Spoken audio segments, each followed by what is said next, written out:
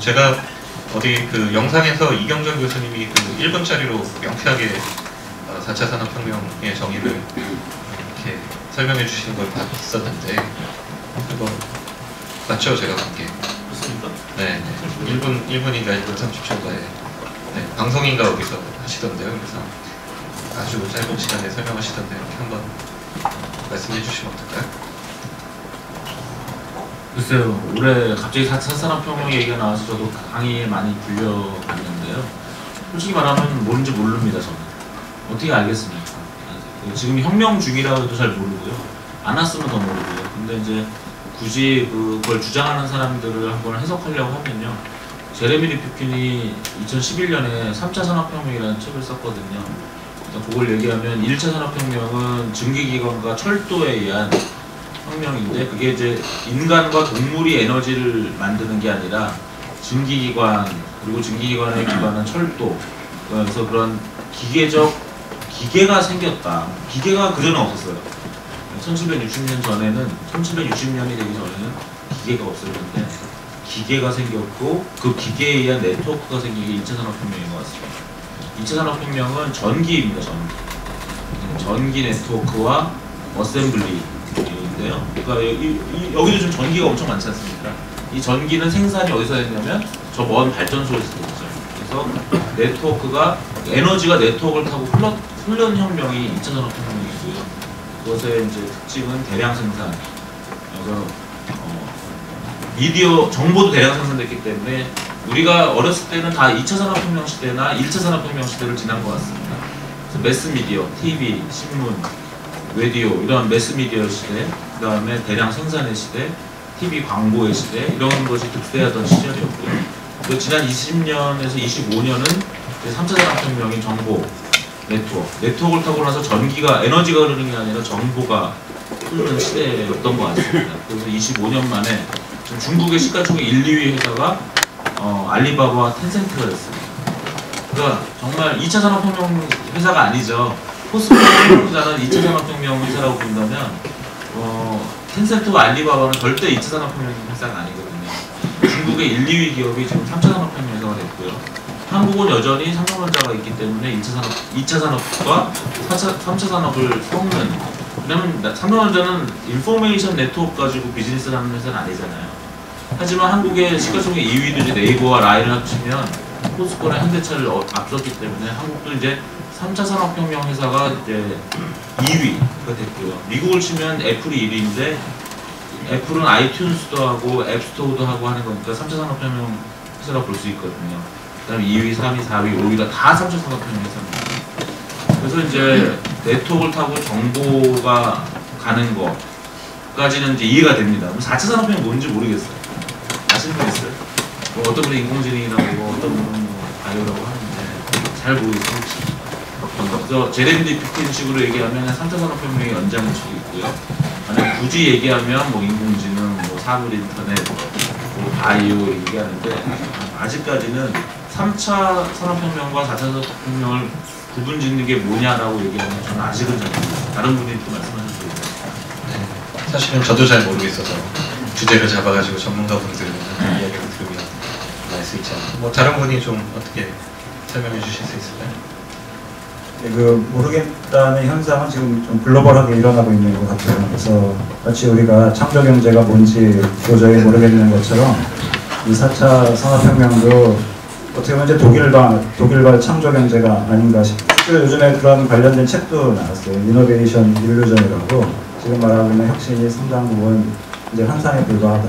그거의 골자는 그렇게 떠들고 있지만 실질적으로 총요소 생산성을 비교해봤을 때 그렇게 뭐가 그러니까 우리 삶이 나아진 게 없는데 산업도 나아진 게 없는데 무슨 혁명 운동하냐 그런 문제거든요.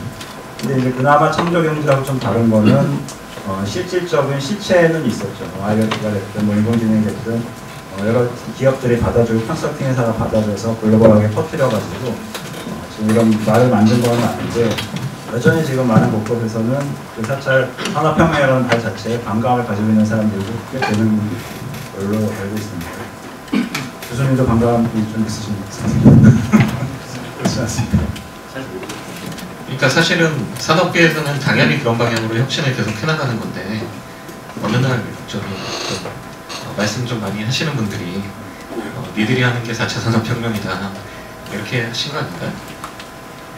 네, 엔지니어 출신 관점에서 말씀을 드리자면 우리가 한 2008년 때쯤에 웹 2.0을 얘기했단 말이에요. 네. 그런데 엔지니어들은 웹 2.0 한참 얘기될 때 뭐라고 생각을 하냐면 왜 기존에 하고 있었던 기술 갖고 웹 2.0을 얘기하냐라는 생각을 갖고 있었는데 이제 4차 산업혁명 얘기하면서 온라인과 오프라인이 결합되는 뭐다 아니면 뭐 데이터 테크놀로지 시대가 왔다 이런 여러 가지 이야기들을 하고 있는데 사실 엔지니어들 입장에서는 기존에 해왔던 일들이 계속적으로 만들어지고 있는 것 뿐인데 이제 상경 계열에 계신 분들이 좋은 또 하나의 프레임을 짜서 새로운 시도를 하는 거 아닌가 수준으로 또 이해를 하고 있어서 또 엔지니어 관점에서는 그렇게 볼 수 있잖아요.